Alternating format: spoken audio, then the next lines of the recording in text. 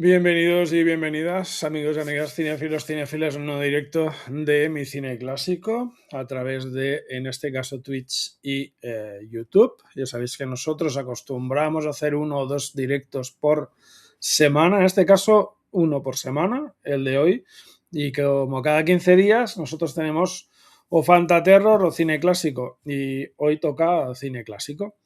Como siempre con nosotros tenemos a nuestros amigos y colaboradores habituales, nuestro capitán, el único capitán que conocemos, nuestro amigo Capitán Trotter. ¿Qué tal, Jordi? Buenas, Buenas amigo. noches, ¿cómo estamos? ¿Cómo va todo? ¿Cómo va todo por ahí? ¿Bien? Todo bien, todo va viento en popa, a Muy pesar bien. de que mi barco no fluye en agua, sino en Ya, secano, pero bien, no bien, pasa nada. todo va Bien, ¿no? estupendo. Sí.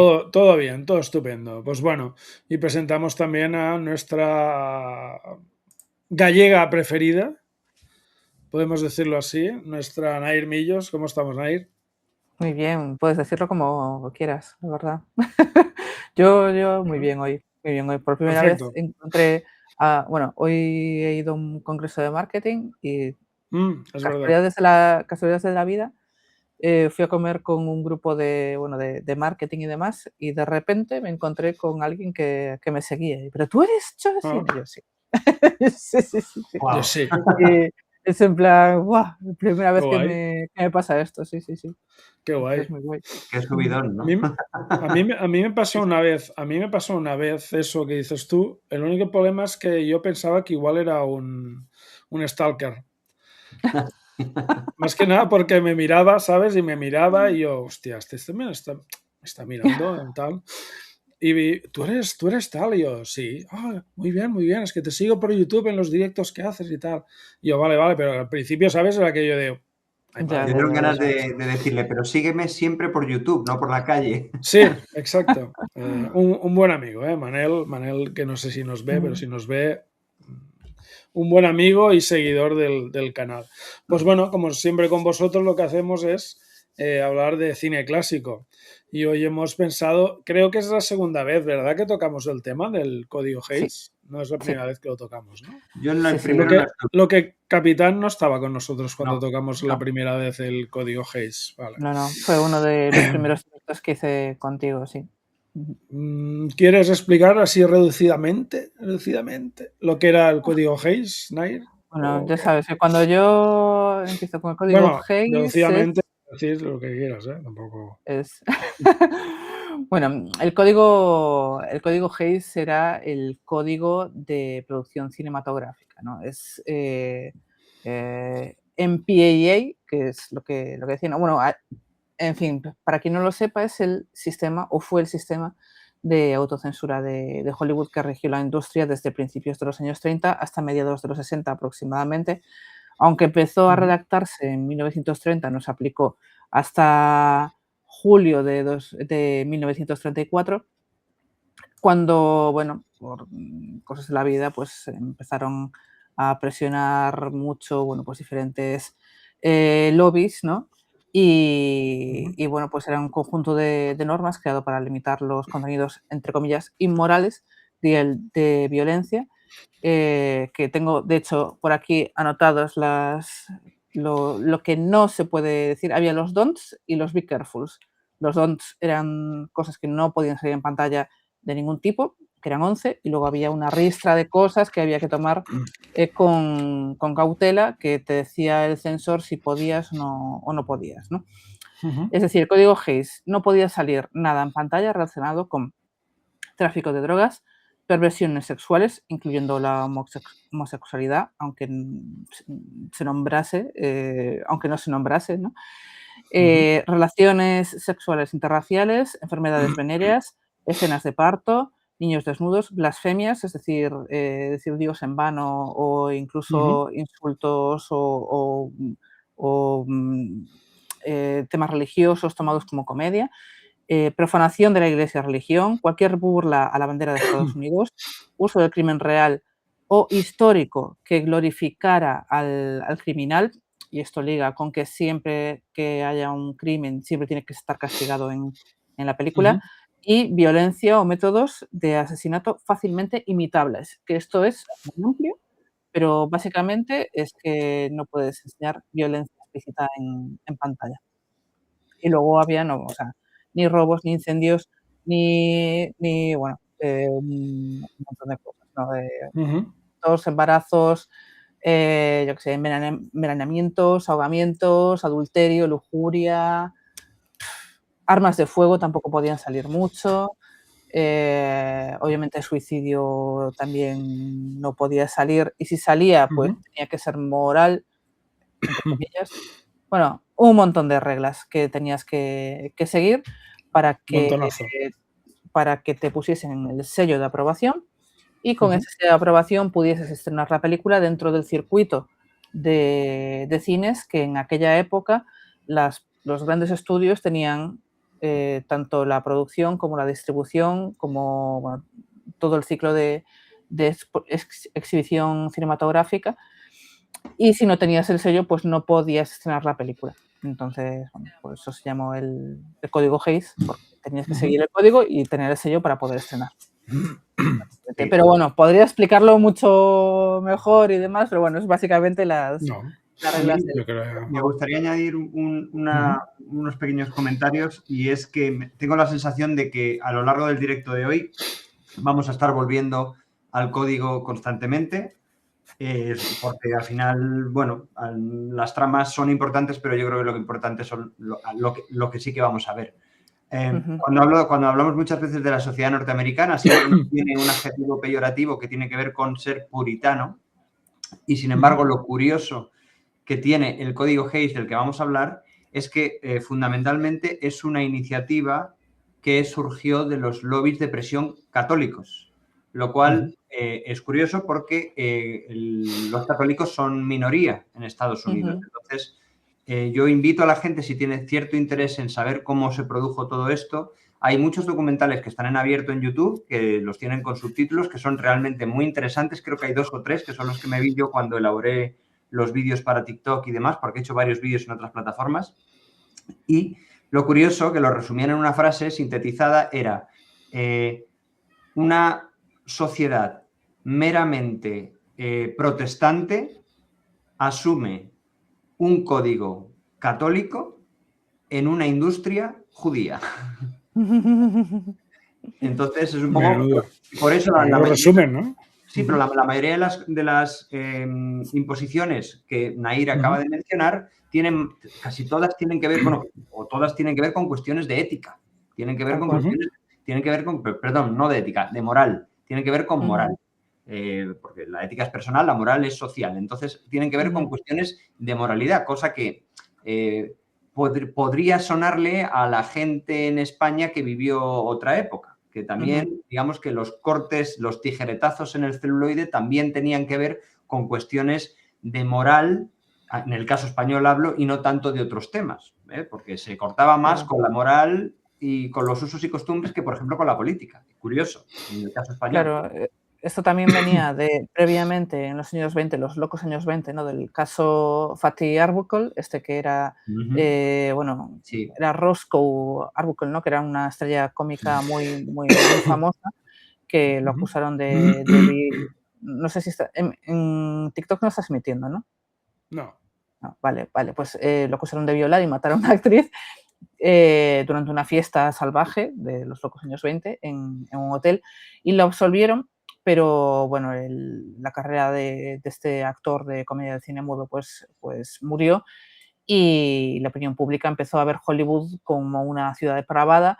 Luego también hubo un asesinato de William Desmond Taylor, no sé si el año siguiente o un par de años después. Es un crimen que nunca se resolvió, pero salieron a la luz pues, temas de drogas, de actrices menores de edad, de lujuria, de chantajes, este tipo de cosas. Y entonces la prensa sensacionalista de la época explotó en cuanto a esto, y ponía como Hollywood como si fuese un entorno muy peligroso y muy corrupto. Y ya para remate, ya a principios de los años 30, la actriz esta Peg en Winstel, bueno, no me acuerdo cómo era, es la que se suicidó desde la H del cartel de Hollywood, Ah, que simbolizó pues lado oscuro del sueño americano y se convirtió pues en un mito trágico, ¿no? Y de hecho, justo este suceso, que fue en el 32, fue justo en el auge del precódigo, de este tipo de cine precódigo, entonces se encendió todas las alarmas. Y justo pues la Legión de Decencia que comentaba Antonio, que era una organización católica, empezó a organizar boicots masivos a las películas que consideraba inmorales a partir de sobre todo este último evento, ¿no? Entonces políticos conservadores y varios grupos religiosos empezaron a hablar de imponer una censura estatal en cada uno de los estados, y esto lo que consiguió es asustar a los estudios, que para evitar la intervención del gobierno lo que hicieron fue crear este código de autocensura, ¿vale? No es una censura estatal, sino que es un código de autocensura que escribieron pues, un sacerdote jesuita y un redactor de una revista ultracatólica, y básicamente como mecanismo de supervivencia para ir en contra de esta legión de la decencia. Sí, sí. La presión era tal que hasta los sacerdotes se quedaban en la puerta de los cines para ver si había algún feligrés de su parroquia que iba a entrar al cine a ver una película que no era... O sea, la presión fue muy fuerte para ser un grupo Muy minoritario. fuerte. Sí, sí. Imaginaos. Sí, sí, sí. Eran otros tiempos, ¿no? Más que nada. Sí. Evidentemente. Pues bueno, tenemos 5 peliculitas de las cuales vamos a hablar por orden de vejez, por orden de estreno. Cuanto más viejo, pues primero. Y pues vamos, como siempre, a empezar por compartir la pantalla, en este caso de la más antigua de todas. A salvo en el infierno, Safe in Hell, película de 1 hora. Me encantan los metrajes cortos. 1 hora y 13 minutos del año 1931. Tras matar accidentalmente al hombre que la violó y la obligó a prostituirse, una mujer de Nueva Orleans huye a una isla caribeña. Mientras espera a su prometido, el despiadado jefe de la policía local pone sus ojos en ella. Es una película dirigida por William A. Wellman, con Houston Branch, Joseph Jackson y Mott Fulton como guionistas, de una peli interpretada entre otros por Dorothy McKay, Donald Cook, Ralph Harold o John Ray. La nota 6,9 sobre 10 de 2.300 votos, siendo la nota más usada a largo el 7, seguida del 8, el 7 con un 34,8% de los votos, el 8 con un 19,6%, el 6 con un 16,3% y el 10 con un 8,3% de los votos. Empezaremos por Nair, va. Nair, ¿cómo ves la película? Bueno, es una película que es, bueno, al principio parece una peliculilla normal, ¿no? Dentro de lo que cabe, ¿no? Pero luego se convierte en una película bastante incómoda, ¿no? Pero para entender la película, yo creo que hay que entender bastante, pues, qué estaba haciendo William A. Wellman en el 31, y lo que estaba haciendo es algo que ahora lo veríamos como algo imposible, bueno, en aquella época también, ¿no? Y es que dirigió 5 películas el mismo año, y entre ellas El enemigo público, que otra gran película precódigo con James Cagney, y que es una película que definió también el cine de gángsters, ¿no? Y también rodó Night Nurse, que es Enfermeras de noche, con Barbara Stanwyck, que es otra joyita precódigo, y entre medias está esta, bueno, es el director de Incidente en Oxbow, bueno, aparte de un montón de películas, ¿no? Peliculón. Y Wellman pues era un tipo que había ganado el primer Oscar a la mejor película de la historia con Alas, Wings, en el 27, y había sido piloto de combate en la Primera Guerra Mundial, donde decían que era súper rapidillo, y también un tío súper temerario como piloto. Se fracturó la espalda por 2 sitios y le pusieron una placa metálica en la cabeza y se quedó cojo para siempre, ¿no? Entonces llegó a Hollywood y empezó a dirigir como rodaba, rápido. De hecho, le llamaban como algo así como Fast Bill o una cosa así, ¿no? Y Bertrand Tavernier decía que bueno, que a él le debemos, a William A. Wellman, pues algunos de los retratos femeninos más poderosos del cine estadounidense de estos años 30, ¿no? Aparte de Enfermeras de noche, como os digo, y esta, que tiene un retrato femenino, la verdad es que bastante potente, Rosa de medianoche con lo de Young, y bueno, más tarde también Caravanas de mujeres con Roger Taylor, y yo creo que entendía muy bien lo que es bueno, lo que es la mentalidad de las mujeres, ¿no? Y yo creo que en este caso, la protagonista que huye por querer haber matado el hombre que la metió en la prostitución, digamos que la prostitución aquí aparece como si fuese otro trabajo normal, ¿no? Después del código sería imposible. Y su novio, que es un marinero, pues la saca del país y la lleva a Tortuga, que en esa sinopsis no salía. Bueno, Tortuga es una isla del Caribe, ya sabéis, por Piratas del Caribe, que no tienen tratado de extradición porque ahí estaba la camándula de todo el mundo. De hecho, en esta película, los dos novios se casan sin sacerdote, no hay ningún sacerdote, y bueno, luego Hilda se queda sola, y aquí a partir de ahí es donde yo destacaría la película, ¿no? Porque se nota que la isla está llena de criminales internacionales, fugitivos, son todo hombres, asquerosos. Es una mujer blanca que tiene clase, ¿no? Y de hecho el que manda en la isla es un tipo llamado Bruno, que resulta que además también es el verdugo local. Y la tía resiste, luego bebe para soportarlo, y entonces el que aparece en la isla de Tortuga resulta que es el que la había metido en la prostitución en aquel momento, y en vez de, bueno, pues pensar que lo mató, pues en realidad lo mata y luego, bueno, pasan cosas, ¿no? Porque al final es una hora y el ritmo de la película es bastante rápido. Y yo creo que es una película que tampoco sentimentaliza nada, ¿no? Tortuga aquí no aparece como una isla exótica, ¿no? Ni romántica, es un agujero de crápulas, ¿no? Y los criminales, ya os digo, los que están ahí, pues son repugnantes, ¿no? Y de hecho, creo que William A. Wellman lo que hizo fue elegir deliberadamente a actores con este tipo de caras para subrayar lo que sería la sordidez, ¿no? Pero bueno, yo creo que el detalle que convierte a esta película en algo especial es el tratamiento de los personajes afroamericanos. Los dos personajes que hay, la encargada del hotel y el portero, que estamos hablando de una época en donde los actores negros en Hollywood eran habitualmente reducidos a estereotipos. Wellman aquí lo que hizo fue darles prácticamente los únicos personajes decentes y respetables de la película.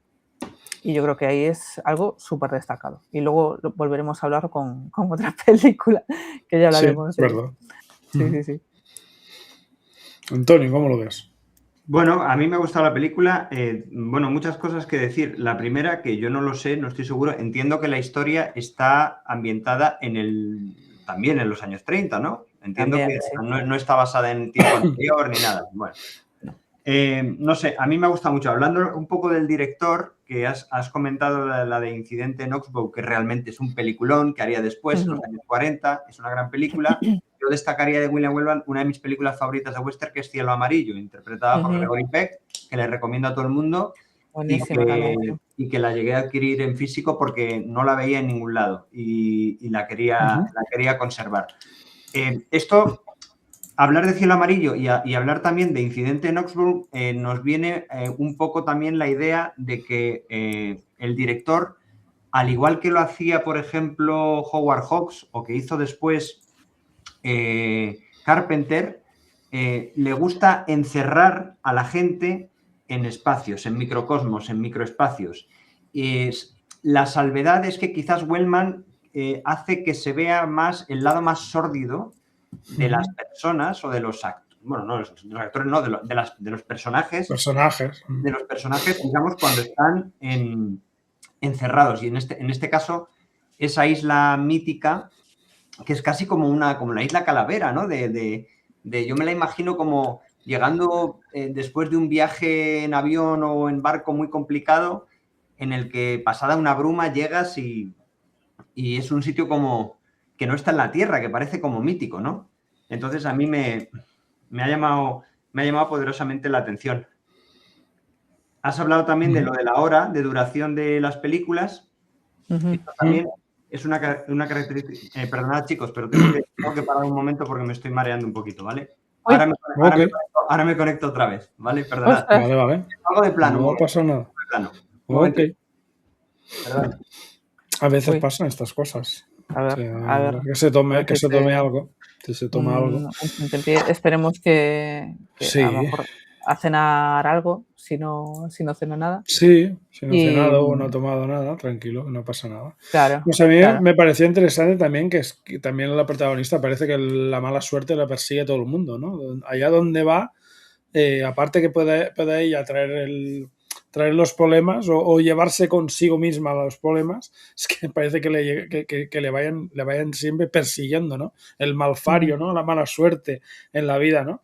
Y pues me gustó porque aparte no la había visto y creo que es una peli que está muy bien hecha. El personaje también es lo que decimos, el personaje femenino de la protagonista está bien. Para la época me parece que es un personaje como más fuerte, ¿no? Como fuerte, como en cierta manera reivindica su vida, ¿no? Su manera de vivir y todo, ¿no? Además, en las películas precódigo yo creo que es algo que sí que se suele ver más. Okay. A ver lo que aguanto. Bueno, no, tómate algo si necesitas algo. Me he echado un poquito de agua por la cara, no se me ha dado como un bajón. He cenado antes y a lo mejor me ha dado el bajón. Vale. Pero bueno, sobreviviré. ¿Dónde os habéis quedado?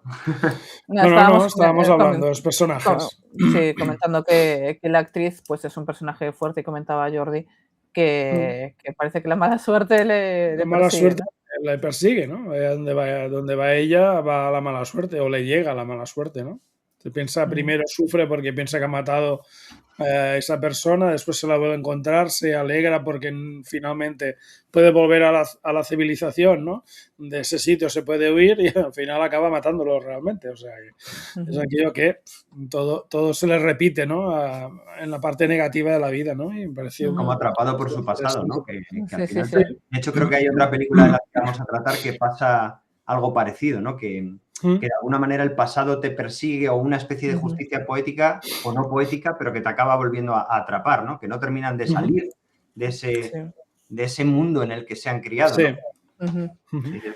Bueno, de hecho, la actriz es una de estas actrices una actriz británica que de hecho se escapó de casa, me parece, cuando era adolescente y tal, y luego llegó a Broadway y tal, y de Broadway a esta película, que creo que es una adaptación de una obra de teatro, o me quiere sonar, y bueno, entre otras cosas empezó a ser amiga de Marion Davies y luego empezó a ser actriz a partir de ahí, que es una actriz que hizo la transición al sonoro muy bien desde el cine mudo, pero con papeles como este, pues se empezó a encasillar con este tipo de papeles inmorales, y lo que es pasar al código, o sea, a películas post-código, pues no le sentó muy bien. Le pasó un poco lo mismo que a Miriam Hopkins, que sí la pudimos ver como a ella pues en algunas películas, pero ya no tanto como antes. Es una pena, porque me parece una buena actriz.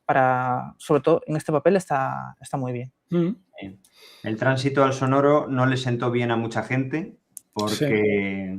Bueno, porque cuando se implantó el sonoro, esto podríamos hacer incluso un directo tenemos que tener en cuenta que los sistemas de sonido no eran los sistemas de sonido actuales. Entonces, digamos que había que, en el set de rodaje, intentar colocar un micrófono que podía ser del tamaño de una mesa de noche, más grande, ¿no? Me estoy acordando de Cantando bajo la lluvia de la escena de los micros. Es verdad. Claro. Entonces, claro, como lo tienes que ocultar para que esté relativamente cerca del actor, el actor ahora, al tener que hablar, tiene que proyectar mucho más y, por supuesto, se empezó a valorar de una forma como más acuciante el origen dramático de los actores, es decir, que venían del teatro, porque la gente del teatro sabe proyectar y al saber proyectar recoges mejor el sonido. Entonces, la gente que no tenía ese background, digamos que se fue muriendo. Sufrió más. Sí, totalmente, Claro. totalmente. Está claro. Pues bueno, seguiremos por la siguiente película. Vamos a... esta es de un año después, del año 1932, y es una película que se llama Soy un fugitivo. Es una película de 1 hora y 32 minutos de, como digo, 1932. James Allen, injustamente condenado, trabaja con las intolerantes pandillas del sur que luego regresan para perseguirlo. Me encantan las sinopsis de esta gente. Director Melvin Leroy, no sé cómo se pronunciará en francés. Nair, Leroy, no. Leroy, y ya está. Pero es que lo yankee, ¿no? mismo el Leroy. Bueno, Es Leroy, Leroy. ¿no? Leroy, ¿no? Quizás. Leroy, Sí. sí. Guionistas Robert E. Burns, Howard J. Green y Bram Holmes para, en este caso, un papel interesante de Paul Mooney. Me ha gustado mucho el protagonista a mí. Paul Mooney, Glenda Farrell, Helen Wilson o Noel Francis. Nota 8,2 de 16.000 votos. La nota si carga más usada. Si carga. Si carga, porque no carga. A ver si ya carga ahora, por casualidad. Sí. Vale. Es el 8 de largo con 32% de los votos, seguido del 9 con un 21,9% de los votos, seguido del 10 con un 18,9% de los votos y seguido del 7 con un 15,2% de los votos. Antonio, ¿cómo lo ves? ¿Cómo ves esta película? Bueno, pues yo aquí me mojo y digo que ha sido la película que más me ha gustado. Ha sido la película que más me ha... Porque he descubierto a un Paul Mooney en un registro que, no sé, me ha llamado poderosísimamente la atención lo todoterreno que es Paul Mooney. Y la verdad es que es una película que es un carrusel, ¿no? Y hay una cosa que me ha gustado mucho la atención, que me ha llamado mucho la atención, que lo hemos visto posteriormente en películas como, por ejemplo, Indiana Jones, que son esas transiciones que se hacen con mapas de fondo, como diciendo, que va de Chicago en tren a tal sitio, en tren, en avión, que las utilizan de forma muy, muy frecuente en esta película. O, por ejemplo, el transcurrir del tiempo con las hojas de un calendario cayendo al unísono con el picar de los martillos cuando está el tío en el penal, en el correccional, digamos, haciendo trabajos manuales. Me ha llamado mucho la atención porque es una película, de los años 30 y creo que es un registro y un recurso muy, muy interesante a nivel narrativo, esas elipsis del personaje a lo largo de 1 hora y poco de película, que tienes que poner unas elipsis que se vea todo el recorrido que tiene, pues es como un Rambo, ¿no? Porque es la Primera Guerra Mundial, pero podría ser la Guerra de Vietnam, él tiene otra idea de la vida, quiere hacer otra cosa, pero también es un inadaptado social. De hecho, vamos viendo un poco cómo va cayendo, cómo va descendiendo social y económicamente hasta verse involucrado en una situación irreversible, ¿no? Pero más allá de todo eso, recordando también que el director Melvin Leroy también había hecho películas ya de aquella época, por ejemplo, la del Pequeño César, creo que se llamaba, la de Hampa Dorada, que con Edward G. Robinson me parece que estaba, ¿verdad? Sí. Es una película muy, muy interesante también de la época previa al precódigo. Y esta es una película en la que el personaje protagonista no es femenino. La mayoría de las películas que vamos a tratar aquí, los protagonistas son femeninos. Adivinad quién las eligió. Pero está muy bien. ¿Quién debió ser? Pero define muy bien de lo que estamos hablando, que es el precódigo y estos pequeños años que pueden ir en torno del 29, el 30 hasta el 34, ¿no? Es decir, realmente el código Hays, y vuelvo al código de nuevo, se aplicó, digamos, procedimentalmente a partir del 1 de marzo del 30, pero no tenía fuerza para ser aplicado, digamos. Entonces, digamos que las películas que se hicieron en aquel entonces eran aún si cabe más descaradas todavía que las que venían dándose desde la aparición del sonoro en el 27-28 hasta el 30. Entonces eran todavía más descaradas. Hasta la aplicación, digamos, de facto, es decir, ya cuando realmente necesitabas el código para poder ser aceptada, que fue el 1 de julio del 34, como ha dicho Nair, esa pequeña franja de tiempo son las películas más violentas, las películas en las que los personajes femeninos, ahora lo veremos, con actrices carismáticas, como Mae West, como Barbara Stanwyck, en fin, y todas las demás, es donde más se va a dar. Esta es la única película en la que realmente hay un personaje masculino protagonista claro, que es Paul Mooney, actorazo, y la película me ha fascinado porque primero empiezas empatizando con lo que es con el personaje y con su trama, y luego acabas viendo claramente una denuncia social y una denuncia política de un sistema penitenciario caduco que te puede llevar a películas como Papillón, ¿no? Que bueno, Papillón no sé si está basado en los años 40, más o menos. Esto es años 30, pues casi más o menos igual. O sea que en todas las sociedades civilizadas y avanzadas se maltrataba de esta manera tan brutal, ¿no? Y la presencia de las cadenas, tanto en ruido como visualmente, de hecho creo que la película en inglés me parece que es algo así como soy un fugitivo from a chain gang, como de una cadena de una banda de cadenas, algo así, que era como llamaban a estas chain gang, sí. Las cadenas, Y es una película maravillosa. A mí me ha gustado mucho porque me ha recordado a otras grandes películas de fugas, otras grandes películas de acción o de aventuras. Ya te digo, me han venido a la cabeza un montón. Creo que visualmente es muy potente. Creo que tiene escenazas, sobre todo las escenas de los reclusos, todos con esos uniformes subiéndose con las cadenas en los camiones. Me ha parecido fantástica. Es un peliculón. No la conocía, la verdad. Y que tiene un final que me encanta. O sea, la última frase de Paul Mooney es maravillosa. Es decir, a mí personalmente me gusta mucho. Si os gusta la historia, porque esto está basado en el libro que escribió la persona real detrás del personaje de Paul Mooney, ¿no? De hecho, cuando se rodó esta película, era un fugitivo. Y de hecho iba a ir al estreno y tuvo que volverse para Nueva York por miedo a que lo detuviesen, ¿no? Está muy bien que saques, Antonio, el tema de las cadenas porque o sea, esta es una de las películas que cambió las leyes de Estados Unidos, las leyes penitenciarias, ¿no? El estado de Georgia demandó a la Warner Brothers por difamación por esta película y por haber basado la película en la biografía de este hombre. Me tenéis que perdonar porque no la recuerdo, el nombre del escritor, porque le cambiaron el nombre, cambiaron varias cosas de la novela, pero la base sigue ahí, ¿no? 2 directores de prisiones de Georgia presentaron también demandas individuales porque se consideraban que estaban hablando de ellos mismos, ¿no? Y la película la prohibieron en Georgia. Entonces, bueno, y hubo varios distribuidores que intentaron boicotearla, como suele pasar, ¿no? Y no funcionó. De hecho, la película fue un éxito descomunal, ¿no? Tuvo muchísima recaudación. Y de hecho la nominaron a Mejor Película y Paul Mooney nominado a Mejor Actor.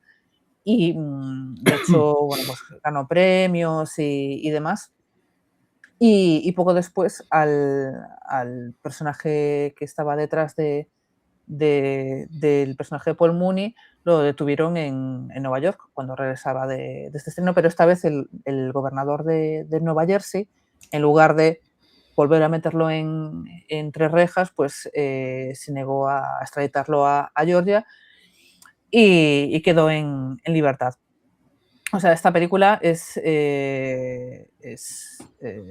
una de las películas, yo creo que, bueno, cambió lo que es el tema de las cadenas.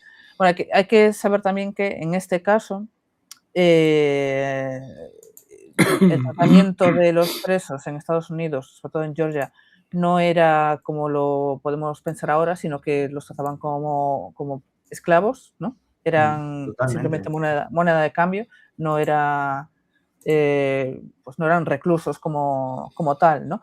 Entonces, bueno, que esto también lo denuncia y al final lo que consiguió es que todo este tema de las cadenas, los maltratos y todo esto saliese a la luz y se impuso una nueva ley para el trato de los reclusos y se, entre comillas, eliminó esta parte de esclavitud que bueno, pues que es importante, creo yo, ¿no? Para, bueno, que es un ejemplo en realidad de cómo una película al final tiene un impacto en la sociedad y demás. A mí no me... película, sí. Sí, tal cual. Es decir, cuando hay latigazos, tú es que parece que lo sientes, ¿no? La degradación física, la ves, no hay una redención fácil, ¿no? No hay una esperanza que puedas ver, ¿no? Y yo os digo, no voy a hacer spoilers porque esta película merece ser vista sin saber cómo acaba, ¿no? Pero Ujú. solo diré que las últimas palabras de Paul Mooney, pues unas líneas de diálogo también son muy citadas en la historia del cine. Luego Mervyn LeRoy contó que la idea de que el personaje retrocediera hacia la oscuridad se le ocurrió cuando se fundió un fusible en ese de rodaje, ¿no? Pero la verdad es que ya estaba escrito en el guión, que está muy bien. O sea, de aquí destacaría el guión, la historia detrás de esto, de cómo influyó en la sociedad y sobre todo por encima la interpretación de Paul Mooney, que sale guapísimo también. Sí, sí, está muy bien. A mí hay Ujú. una cosa que me parece muy simbólica y que dice mucho de lo que se pretende criticar en esta película, y es que el personaje de Paul Mooney es un hombre obsesionado con querer construir puentes. Él Ujú. quiere salirse de ese trabajo rutinario que Porque, suponía el trabajo anterior a la guerra y en quiere la hacer puentes. Y en la acaba la nove película obligado a tener que Mm. dinamitar un De puente. volar un puente, sí. claro, Es como, o sea, la propia sociedad, en este caso el sistema penitenciario de un Estado muy opresor, te está obligando a ir en contra de la propia sociedad, que tú vas a favor de la sociedad. Tú quieres que la sociedad mejore y tú eres un ingeniero, quieres serlo. Y quieres ujú, prosperar con la sociedad, quieres dar un beneficio a la sociedad. Y sin embargo, ese sistema penitenciario ya completamente caduco es el que te está obligando a ser, pues, bueno, pues un preso, ¿no? Pero ujú. justo lo contrario, ¿no? O sea, eso te demuestra que no es un sistema penitenciario que esté diseñado para reinsertarte, sino No, para no, esclavizarte directamente, ¿no? para castigar, sí, bueno, es su sistema Para penitenciario, sí, deshumanizar, ¿no? En cierta manera. funciona así. Yo comentaros que, la persona real en la biografía, bueno, en la novelización de su biografía lo cuenta, él sirvió como médico de combate en la Primera Guerra Mundial y luego cuando volvió a casa con medallas, el tío, pues tenía, a ver, no se dice, pero tenía estrés postraumático y luego lo metieron en la fábrica, pero no podía soportarlo porque él quería ser ingeniero, ¿no? Y de hecho dejó el trabajo, no lo echaron, dejó el trabajo para buscar trabajo de ingeniero a lo largo de todo el país, vamos, de Estados Unidos. Y De bueno, le Estados pasan un Unidos. montón de cosas y tal. De hecho, bueno, tiene un cambio de nombre, se intentó reinventar después de cometer atracos y todo, lo meten en la cárcel, sale, bueno, se ven cosas en la peli. Y en una de estas escapadas se hace arrendatario de pisos, luego un editor y luego dueño de una revista en Chicago. En Chicago, un gran momento para ser editor en los años 30, ¿no? Y se casó con una mujer, pero después de unos años de casarse con una mujer, esta mujer, bueno, él quiere dejarla por otra, después de estar 3 años con ella, y entonces por despecho lo delata a las Renuncia, ¿no? autoridades Ujú. de Georgia y ahí es donde lo detienen.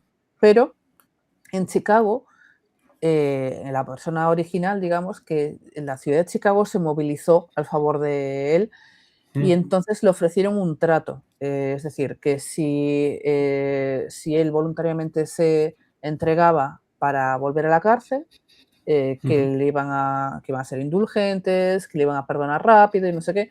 El tío aceptó y el estado de Georgia, pues le mintió, ¿no? Y en un mes estaba de vuelta a la cadena. Mm. Pero bueno, el tío se vuelve a escapar y se fue a Nueva York y ahí es donde escribe las memorias de soy un fugitivo de una chain gang de Georgia y el libro primero se publicó en una revista de esto que hacían series que se publicaban Ujú. en los periódicos y tal, y luego lo publicó como libro en el 32, que es cuando se hace esta película que fue un éxito rotundo, igual que la película.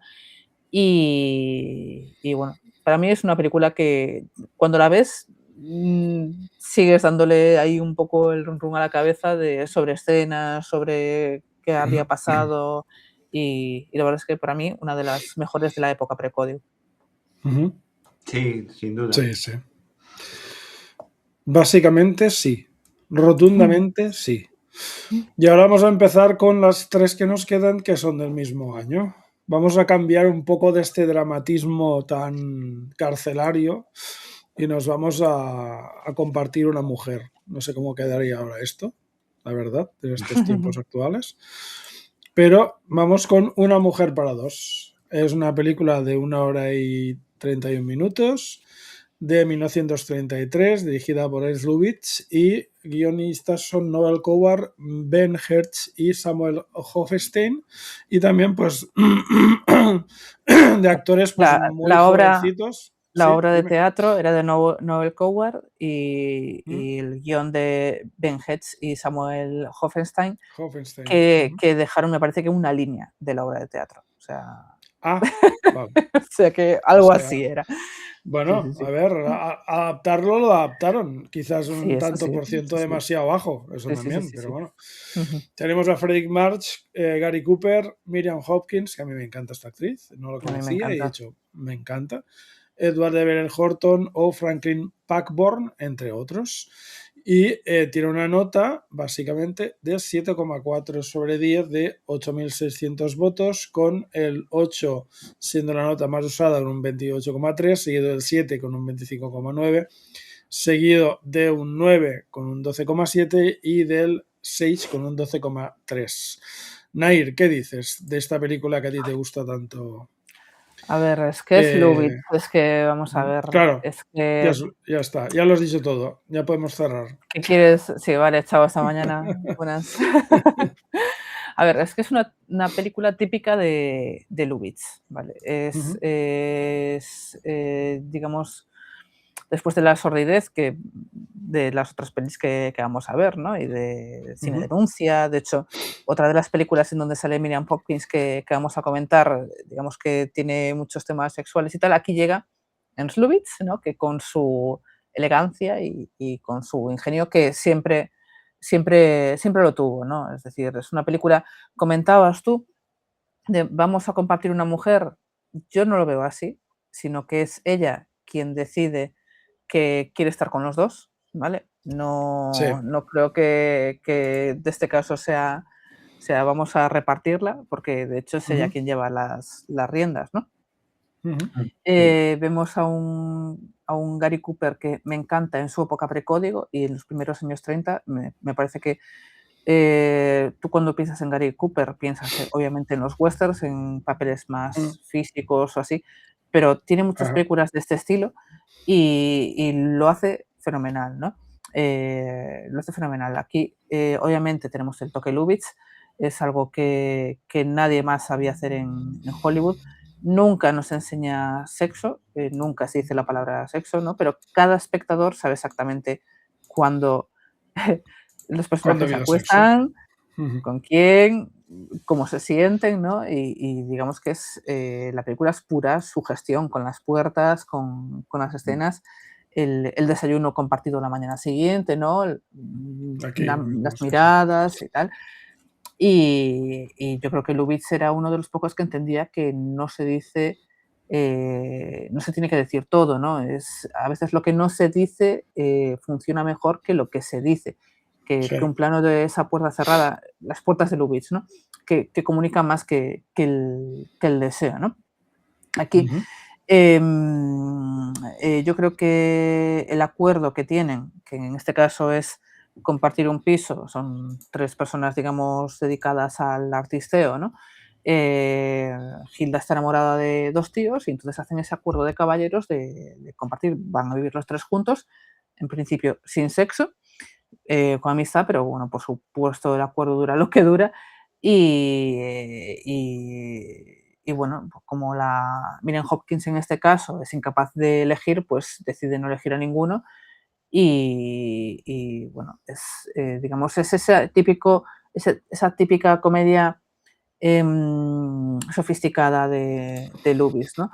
Que tiene ese típico estilo de comedia, pero yo creo que es una demostración de que el precódigo no era solo provocación, como estábamos comentando, ¿no? Que comentabas tú, Antonio, de que más bestia y más también era inteligencia, ¿no? Y elegancia no era lo común, pero por eso Lubitsch se supo adaptar muy bien luego cuando empezó en la época del código, lo del código Hays, ¿no?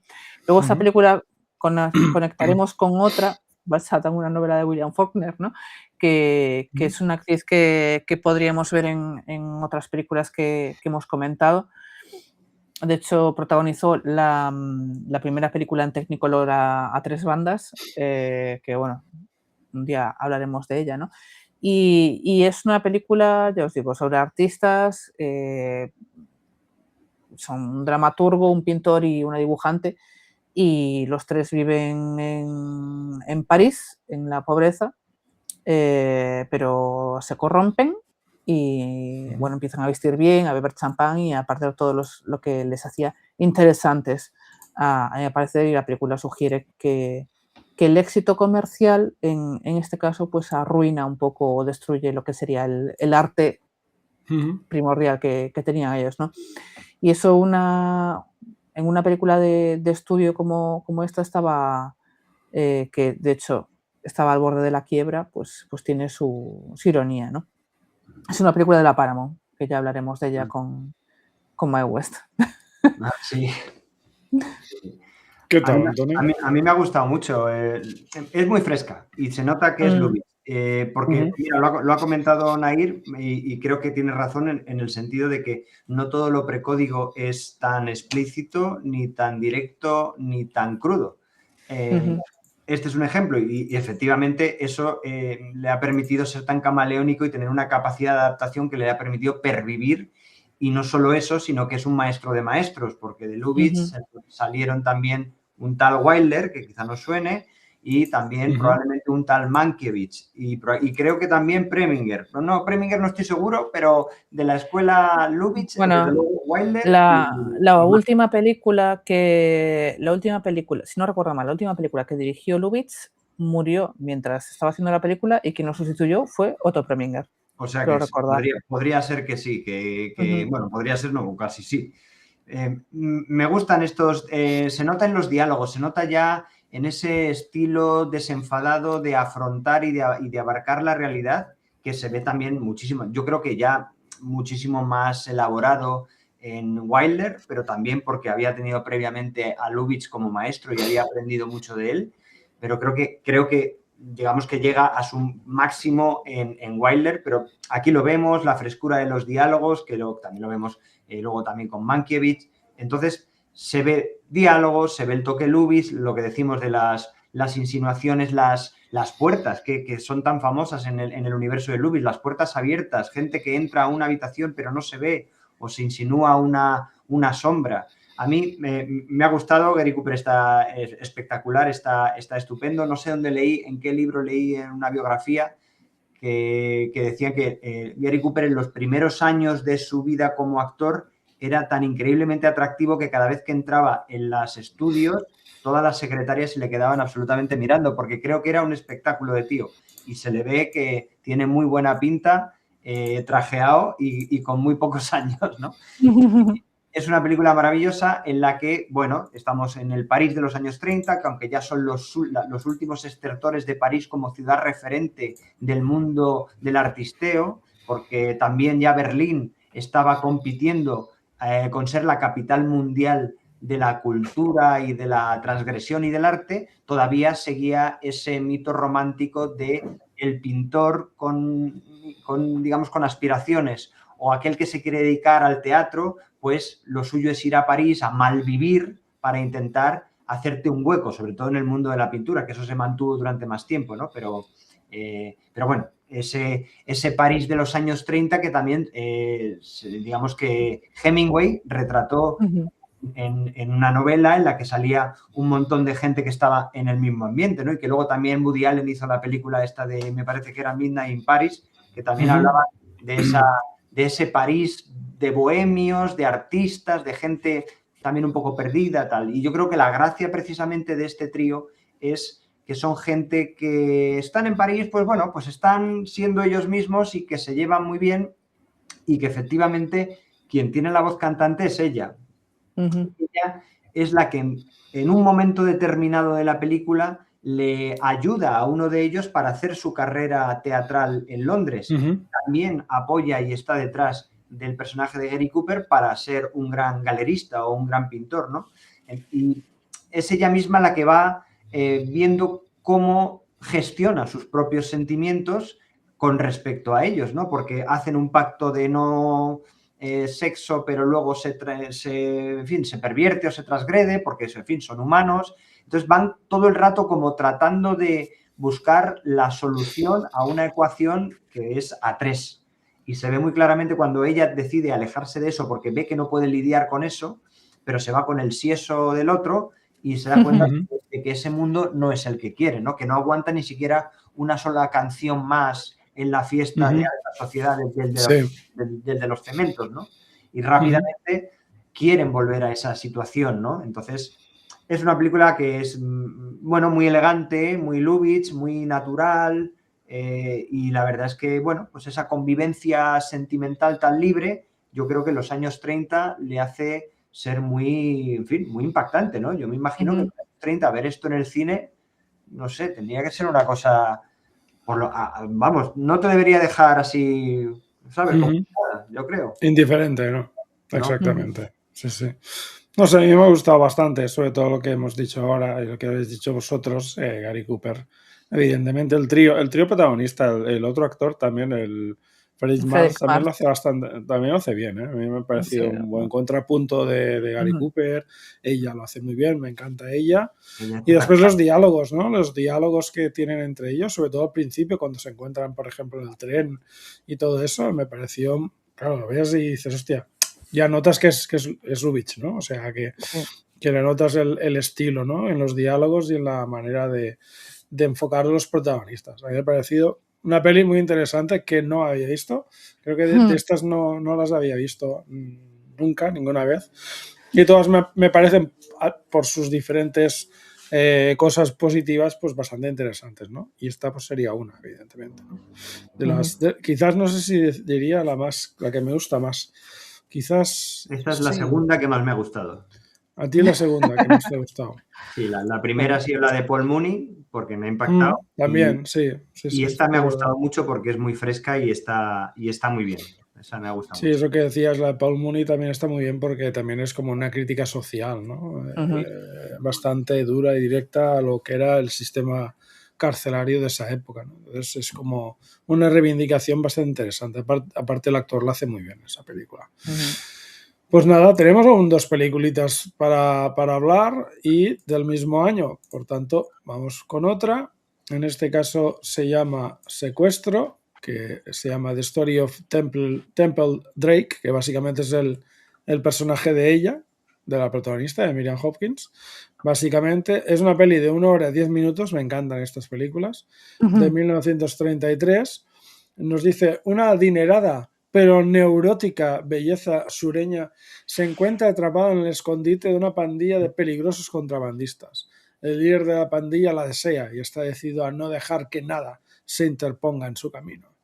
Director Stephen Roberts con Oliver H.P. Garrett, William Faulkner y Maureen Dallas Watkins como guionistas de una película interpretada otra vez por Miriam Hopkins como la protagonista, William Gargan, Jack LaRue o Florence Eldridge, entre otros actores. La nota sería un 7,1 de 2.200 votos, siendo la nota más usada el 7 con un 39% de los votos, seguida del 8 con un 20% de los votos, el 6 con un 14,7% y el 9 con un 8% de los votos. Nair, ¿qué me tienes que decir de esta película?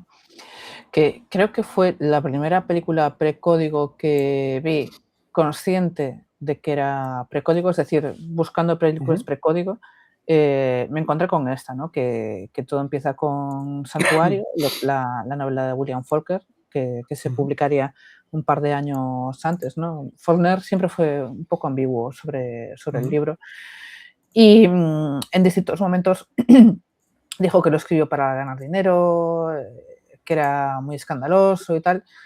También dijo que lo escribió en 3 semanas, mientras trabajaba en un turno de noche. Pero seguramente exageraba todo en todas las ediciones. El tema es que Santuario, pues es una novela la novela que lo haría famoso y también es la más controvertida. La historia que cuenta Faulkner es de Temple Drake, que es la nieta de un juez de un pueblo de Mississippi. Es una tía coqueta, imprudente y una tía que juega con los hombres también, una manipuladora, ¿no? Y una noche, pues eso, acaba en la guarida de estos contrabandistas de alcohol. Ahí la agreden sexualmente por un gángster que se llama Popeye.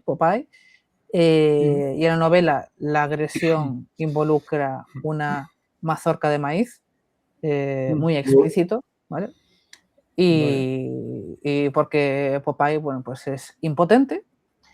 Y después Popeye pues la lleva a un burdel donde la retiene, ¿no? Y entonces Temple Drake no solo es capaz de allí, sino que luego desarrolla una relación un poco ambigua con su secuestrador. Y Will Hayes, en este caso, el responsable del código de producción de Hollywood, pues había prohibido explícitamente que ningún estudio adaptara Santuario. Dijo textualmente que, esperad que lo leo por aquí, que lo tengo apuntado, que era absolutamente impensable como película. Pero en el 32 el código no tenía dientes porque, como comentó Antonio antes, se publicó en el año 30, pero era básicamente recomendaciones, no era imposición. Entonces, al ser una recomendación y no una ley, pues Paramount compró los derechos de la novela y empezó la producción. Pero incluso antes de que se rodara ni nada de la película ya estaba bajo el ojo de las ligas femeninas estadounidenses, que la condenaron. El New York Times también atacó, la Iglesia Católica, como decíamos antes, la Liga de la Decencia también estaba en contra. De hecho, Paramount le cambió el título de Santuario a la historia de Temple Drake, The Story of Temple Drake, que nos enseñaste ahí. En España ese título Secuestro, no sé por qué, pero bueno. Los títulos de crédito, si os fijáis, mencionan a Faulkner, pero no el título de la novela, porque quedó prohibido que las menciones a la novela. El guionista, de hecho, incluso suavizó varios elementos. No hay mazorca de maíz, no hay burdel explícito, digamos.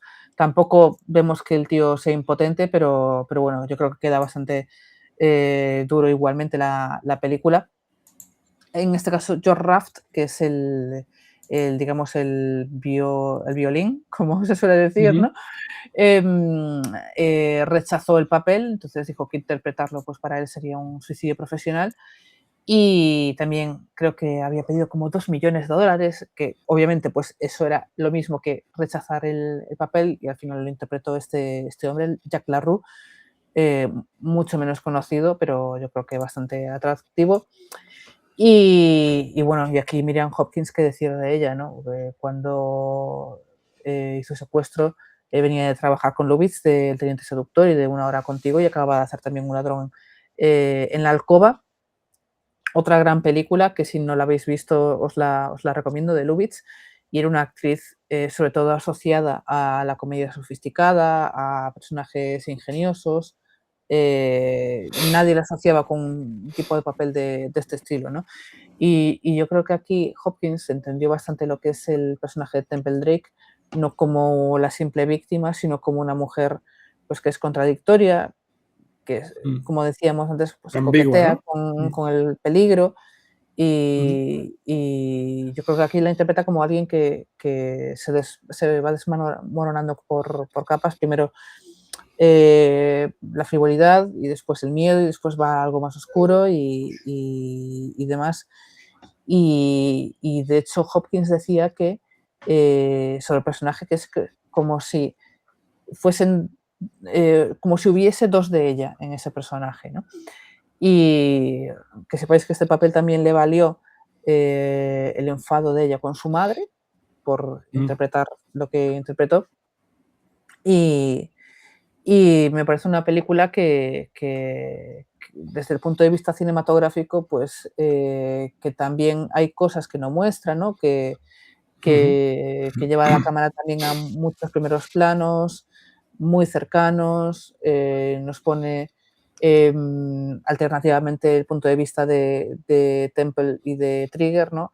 Y muchas veces invade ese espacio personal, ¿no? Y me gusta mucho, sobre todo también la fotografía, que en las escenas de la casa, en los exteriores, está muy bien, porque el director de fotografía, además, creo que había hecho Amanecer de Murnau, y se nota mucho eso que mama un poco del expresionismo alemán. A mí es una película que sin enseñar nada explícito, como dice en el libro, bueno, pues es muy perturbadora y de hecho es una de las causas, junto con la siguiente película que veremos, Ujú. de que la Liga de la Decencia impusiese o crease ese código Hays. De hecho, la mencionaron directamente. Ujú. O sea que, para que veáis también la importancia de este cine en lo que vendría después, ¿no? A mí es una película que me gusta, no es una película que sea cómoda de ver, no tiene un No, ritmo como no. pudiesen tener las anteriores, pero dura 1 hora y 10.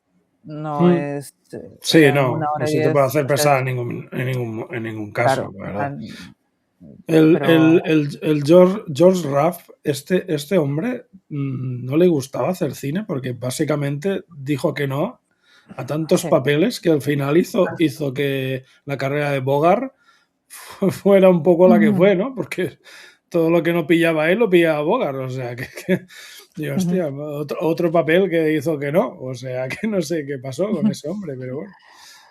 Y bueno, y el director, ya para acabar, porque si no, no dejo hablar a Antonio nada, el Ujú. director que Sigue, estuve sigue. investigando sobre, sobre él, murió súper joven, hizo me parece que 10, 12 películas, largometrajes, hizo Ujú. muchos más cortos de cine mudo, pero le dio un infarto y murió súper joven, no sé si a los 30 y pico, 40 años. Vaya.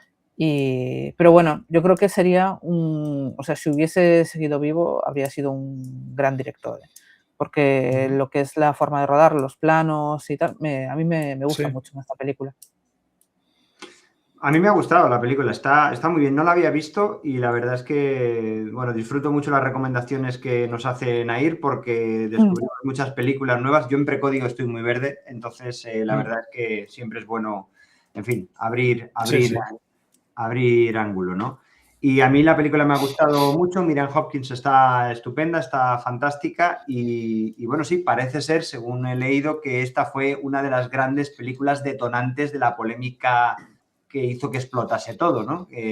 Parece ser que fue, bueno, bastante escandaloso todo lo que surgió a nivel social con respecto al personaje de ella y a la historia que surge. Entiendo Ujú. que la polémica tendría que ir más hacia la primera parte de la película, que es, entiendo, la más explícita de una mujer joven, frívola, que, bueno, que se ha criado entre algodones porque su abuelo es un gran jurista o un gran abogado o un juez, mejor dicho, y ella hace y deshace a su antojo todas las noches con quien quiera y 10.000 millones de veces, ¿no? Es un poco rompe completamente con la idea tradicional que se le espera a una niña que empieza a ser mujer. Entonces, ujú. claro, a lo mejor es por eso, no lo sé, no estoy seguro por qué rompió esto tanto, porque tampoco la veo tan sumamente escandalosa cuando hemos visto tantos ejemplos Pero hardcore, es ¿no? lo que comentaba de Faulkner, es decir, había una prohibición explícita del creador del código Hays de que no se hiciese una Mm. versión de esta película porque al incluir, bueno, el nombre de Mm. Faulkner con la obra original te daba pie a leer Santuario, Mm. que Mm. es la depravación.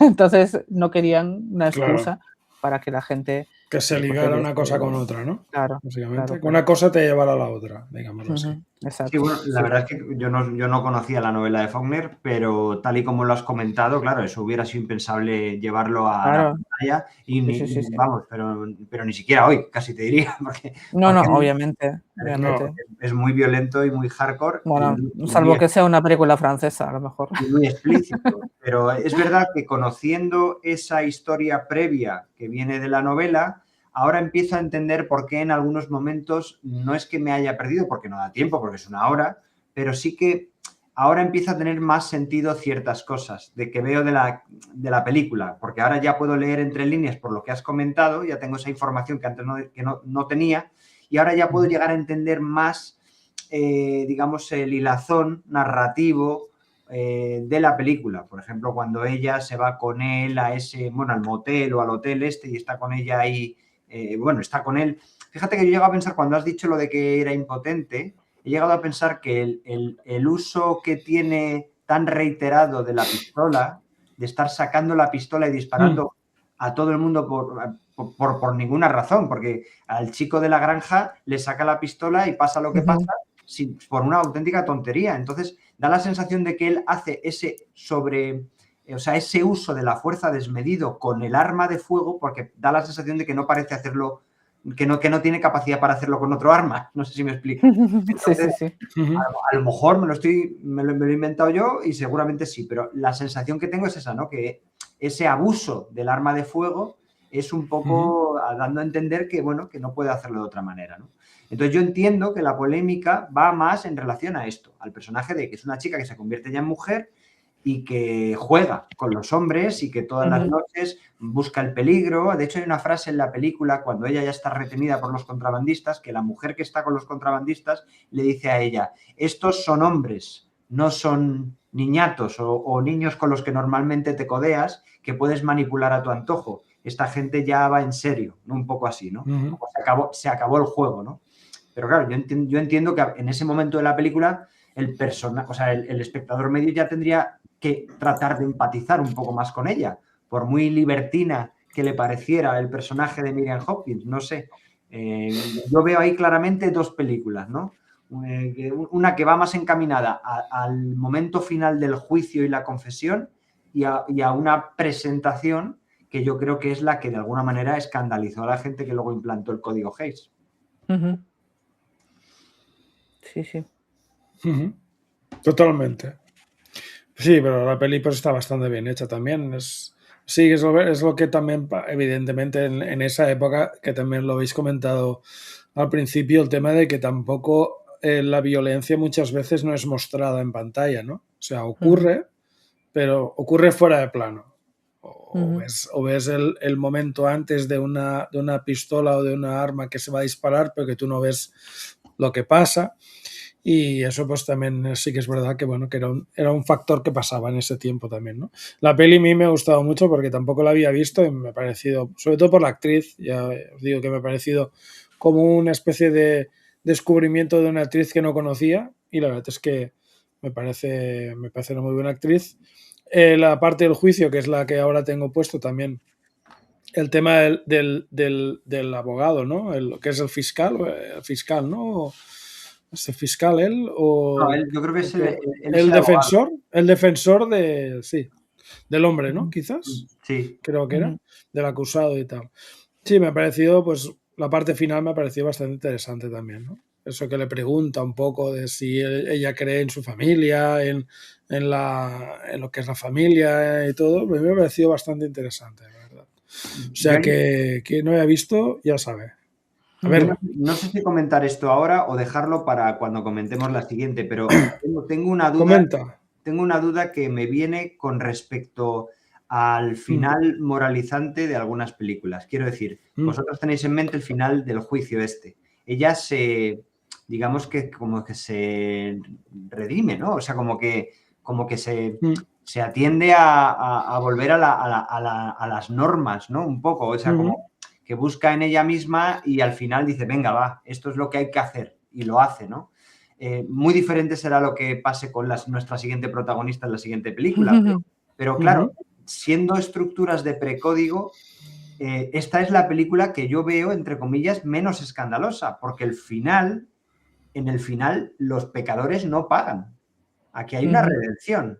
Aquí hay una vuelta al redil. Yo aquí veo un perdón católico, si me lo permitís. O sea, lo veo como la más moralizante dentro de que, o sea, creo que se fijaron en lo que no se tenían que fijar, porque al final ella es la que de alguna manera vuelve un poco, no sé, yo no sé cómo lo veis, pero yo no veo que tenga ese final en el que lo transgresor o lo políticamente incorrecto premio. Claro. Por ejemplo, pasa Es con las que películas de gángsters, ¿no? En las que los malos son, son asesinados, pero son asesinados en libertad.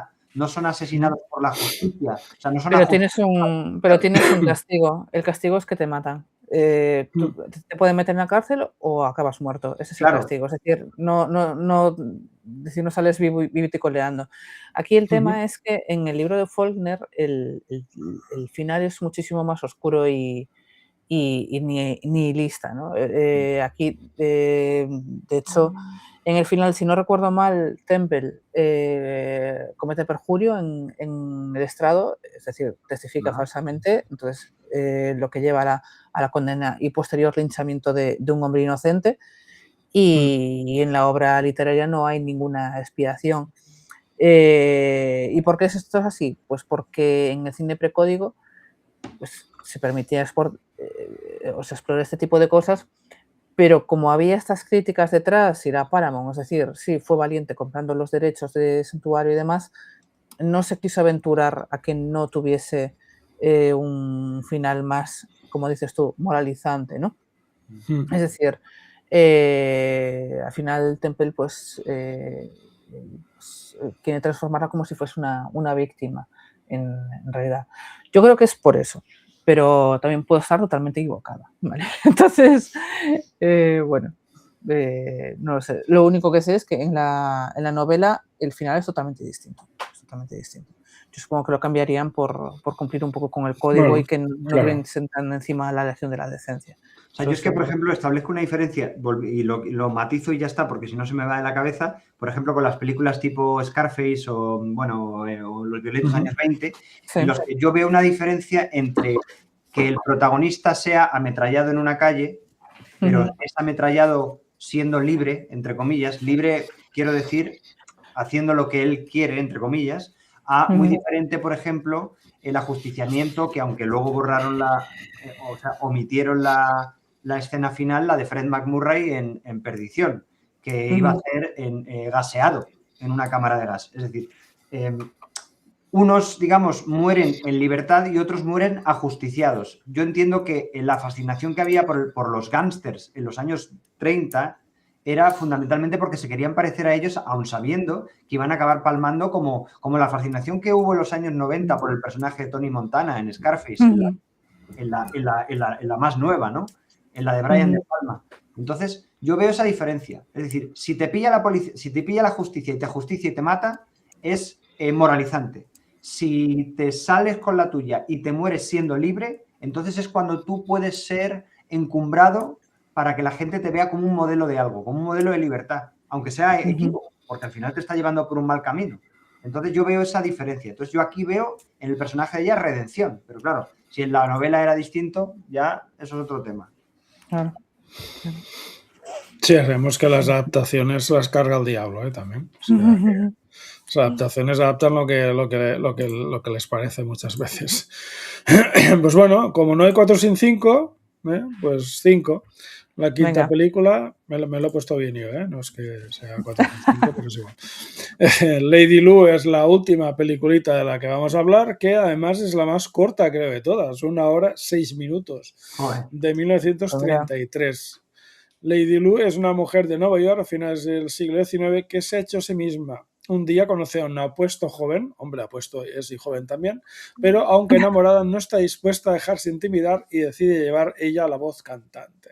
Lover Sherman es director, con Mae West, Harvey F. Thew o John Bright como guionistas de una película interpretada por Mae West, Cary Grant, Owen Moore o Gilbert Roland, y que tiene una nota de 6,3 sobre 10 de 7.600 votos. La nota más usada es el 6, con un 25,8% de los votos, seguida muy de cerca por el 7, con un 24,9%, por un 8, con el 13,2%, y el 5, quizás por eso baja un poco la nota, que es la cuarta nota, con un 13,1% de los votos. Antonio, ¿qué me puedes decir tú de Lady Lu? Bueno, pues que es la película que menos me ha gustado. Tenía que ponerla en el top 5 de alguna manera y ha caído en el número 5. No sé, no he conectado tanto, probablemente porque yo creo que es un tipo de película que estaba diseñada para una estrella del momento que era Mae West, que era una grandísima estrella, se nota con las intervenciones musicales que tiene, es como, me recuerda un poco a las películas también de los años 30 de los hermanos Marx, ¿no? En la que tenían su piecita musical y ahora el piano y ahora cantas y ahora bailas, pues aquí Mae West, señoras y señores, ¿no? Parece ser que Mae West hizo mucho por darle el primer empujoncito al estrellato a Cary Grant, parece ser. Ayudó bastante y hizo que luciera más de lo que debería haber lucido siendo un personaje secundario, pero aquí ya vemos al gran gigoló, al gran galán que es Cary Grant y que lo será siempre, y de ahí no me baja nadie. y bueno, parece ser que fue una película que tuvo muchísimo éxito comercial. Parece ser que en la Gran Depresión este tipo de películas totalmente desacomplejadas, irreverentes, con unos diálogos muy ácidos y muy picantones, ¿no? Porque, bueno, siempre hay como un juego de palabras. A mí me recuerda mucho a algunos personajes de Barbara Stanwyck, ¿no? Los que siempre tienes ese picantonismo propio. Doble sentido, ¿no? De cierta manera. Sí, por ejemplo, en Perdición, aunque Perdición ya es dentro de código, pero Perdición tiene con Fred McMurray tiene esos diálogos, ¿no? O incluso alguna película que hemos comentado, no recuerdo el nombre de la película. ¿Cómo se llama la película en la que el personaje de Barbara Stanwyck se refugia con unos científicos? Que es de Howard Hawks. Bola de fuego. Bola de fuego. Bola de fuego también está la gracia porque el personaje de Gary Cooper es un filólogo, ¿no? Y entonces quiere saber un poco cómo habla la gente de la calle. Entonces, bueno, pues en ese sentido veo que obviamente es el personaje más descarado de todos. O sea, es descaradísimo el uso que hace de la gente por los diamantes. No sé, es el erotismo, el tono irreverente es muchísimo mayor que la película que hemos tratado anteriormente. Entonces es como el culmen, ¿no? Yo creo que era ya como la irreverencia máxima. Yo me imagino a la gente de la Legión Católica de la Decencia tirándose de los pelos, como diciendo, ¿qué va a ser lo siguiente? O sea, ¿qué nos van a presentar más que la Mae West contoneándose con sus kilos bien llevados y haciendo de todo con todo el mundo? Pero además de una manera, por la pasta, por las joyas, haciendo todo lo que... Y luego está ese final en la que parece que se sale, bueno, parece no, se sale con la suya, ¿no?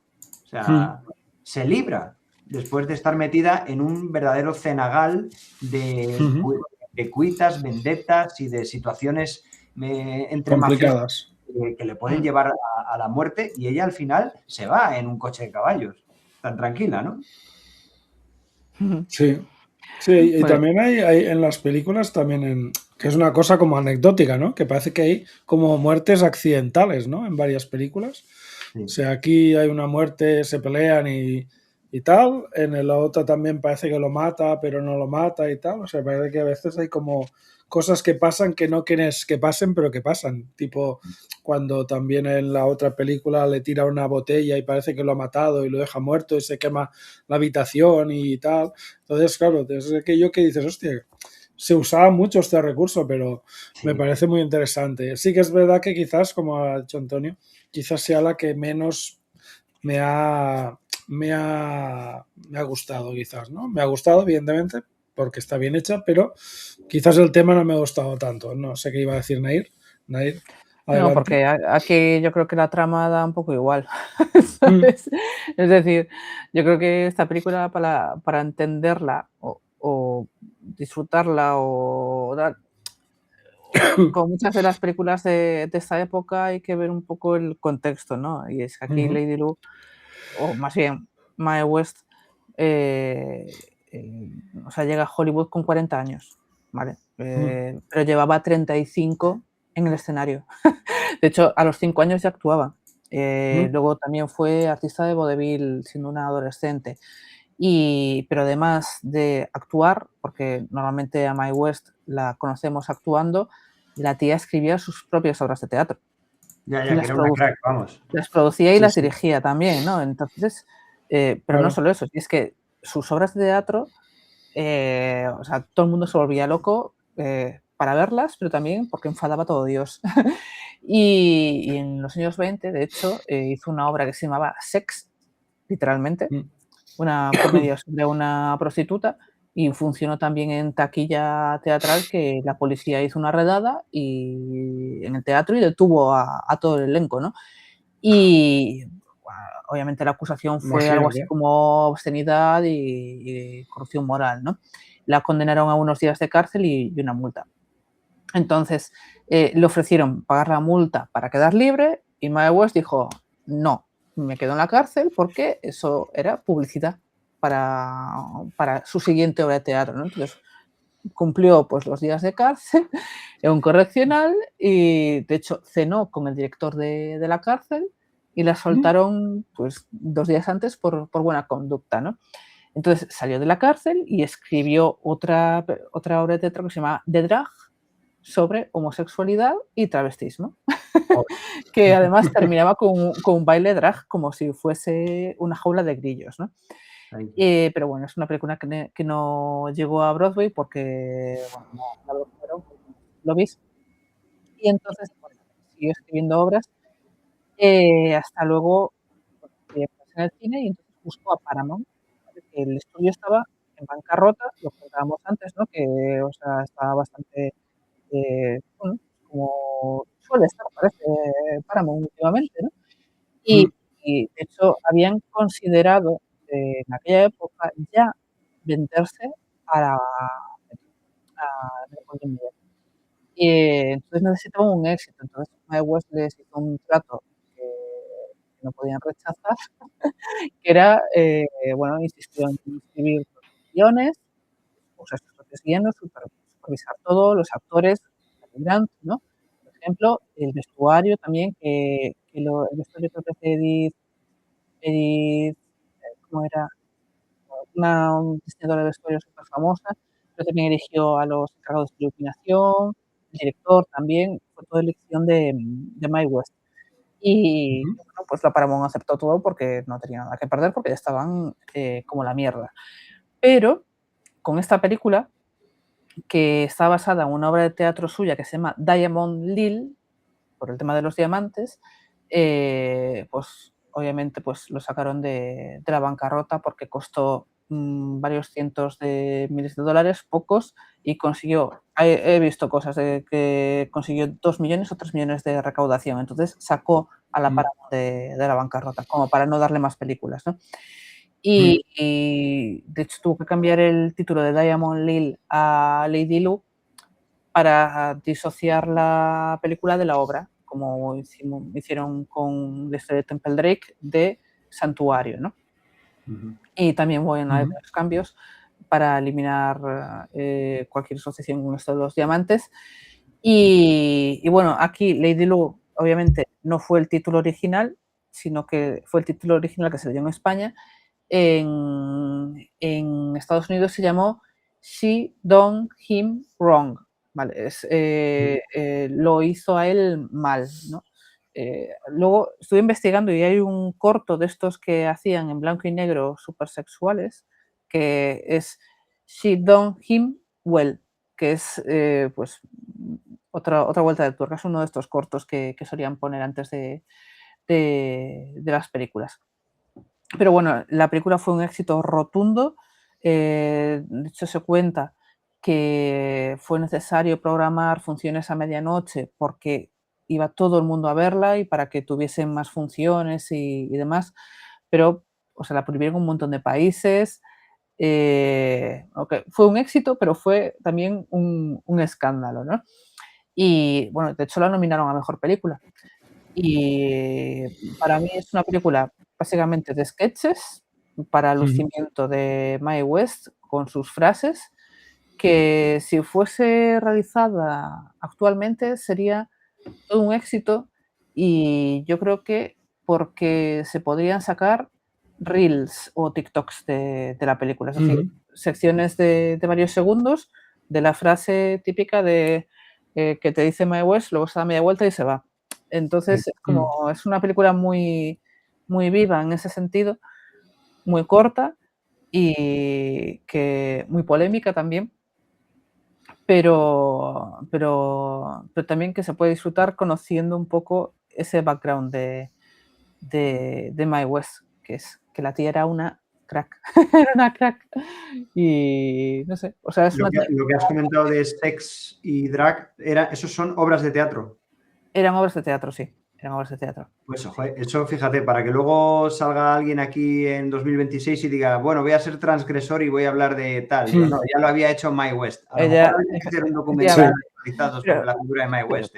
pero bueno, ella en esta película te habla de sexo abiertamente y sin vergüenza y utilizando el humor y desde una posición también de poder, como veíamos antes a Miriam Hopkins, ¿no? Que, me había quedado por comentar de Miriam Hopkins, que comentabas, Jordi, que has descubierto y tal. A lo mejor no la recuerdas, pero es una actriz que pudiste ver en La Heredera, que hace de la tía. La puedes ver en La Calumnia, también está. En la Calumnia yo no la recuerdo. Vale. Y también está en La Jauría Humana, echándole la bronca a Marlon Brando. No sé si la visteis, en La Jauría Humana. Sí, muy buena, muy buena. Y también previamente a un secuestro, creo que hizo El hombre y el monstruo, es decir, el antiguo Dr. Jekyll y Mr. Hyde, con Frederick March, que también estaba en Una mujer para dos. Y bueno, es una actriz que, Miriam Hopkins, que como Mae West eran pues estrellas del cine precódigo, que aunque se adaptaron bien al sonoro, obviamente tenían una imagen que en el código Hays pues era imposible de que apareciese en pantalla, porque claro, tú cuando veías a Mae West o a Miriam Hopkins asociabas a una persona pues exuberante, desenfadada, poderosa, y que eso no encajaba dentro del código Hays. ¿No crees? Así vimos las películas después.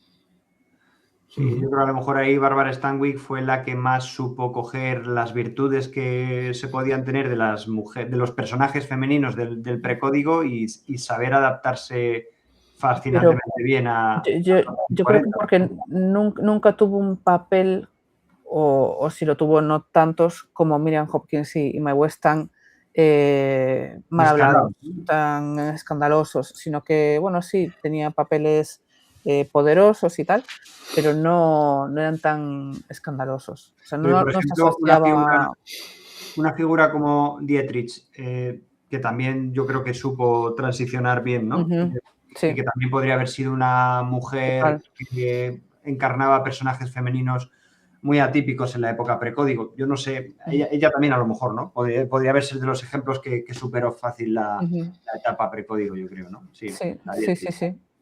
También con una vida particular muy, en fin, muy poco habitual y una mujer muy... Lo que pasa es que es verdad que lo de Mae West se lleva la palma. Habría que hacer un documental actualizado de esas obras y del peso que tenía Mae West en eso que estás contando, Nair, porque la verdad es que parece un personaje muy interesante, ¿no? Mae West, sí. O sea, cuanto más lees de ella, más quieres saber. De hecho, el otro día me compré una biografía de Bárbara Stanwyck, por cierto, que me la estoy leyendo ahora. Y sé que hay una biografía de Miriam Hopkins, que va a ser lo siguiente que me compre, me parece. Porque, de hecho, estas frases son de fragmentos de esa biografía que os comentaba, de que el personaje de esta película de Lubitsch que hace ella, bueno, ella hizo varias películas con Lubitsch, precódigo, y es que es una tía que ya no encajaba en el sistema.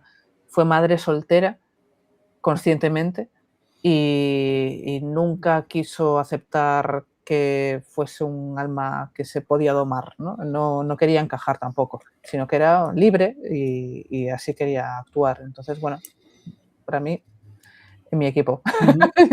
Miriam Hopkins siempre en mi equipo. Sí, la verdad es que para la época que era, que una mujer, aparte de ser actriz, fuera guionista y productora, eso tenía que ser, tenía que poner nervioso a todos los hombres que había en ese tiempo haciendo lo mismo.